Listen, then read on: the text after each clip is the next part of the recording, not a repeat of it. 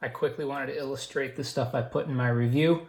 There's the unit. It gets real hot. I was actually going to try and test it with a thermometer, but it goes off the chart and the thermometer can't even read a temperature that high. It causes some discomfort to actually touch it because of the heat. Not unusual for products like this, especially if they heat sink to the chassis, which is really what you want them to do, but just be aware it gets hot. I had also mentioned it's hard to unplug it because, as you can see, there's no texture on this connector. So if you try and pull it out of there, your fingers just slide right off it. Again, this is typical of lots of stuff I've used, but I wish people would put finger grips or knurls on that so it's easier to pull it out.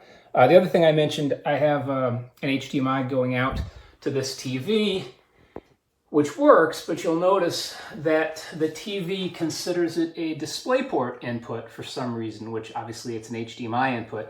This hasn't caused problems yet, but the EDID codes for DisplayPort and HDMI devices are different. So I can think of instances where that might be a problem. Hasn't really messed me up yet. I mentioned in the review about the light on my webcam coming on when the computer was actually shut down. I don't know why that's happening. Obviously right now it's supposed to be on, but that was kind of curious too.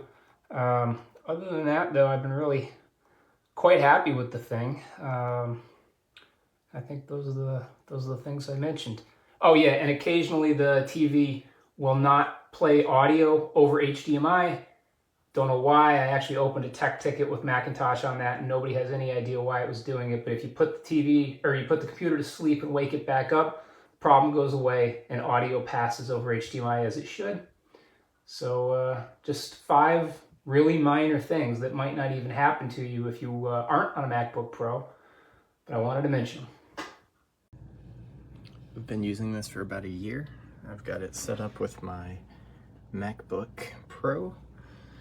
It is running an external monitor and a couple of external hard drives, my power. It has great functionality, HDMI port, a couple of USB ports, a USB-C, and I'm using for the power. And so, works great, looks great.